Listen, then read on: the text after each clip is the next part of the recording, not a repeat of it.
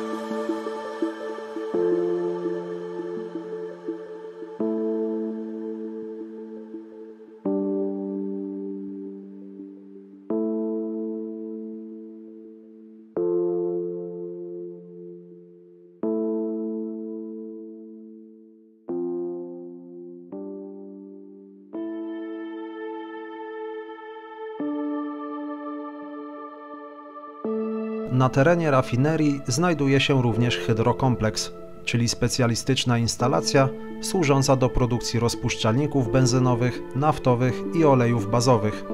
Co ciekawe, prawdopodobnie jest ona warta więcej niż pozostałe obiekty i urządzenia rafinerii razem wzięte.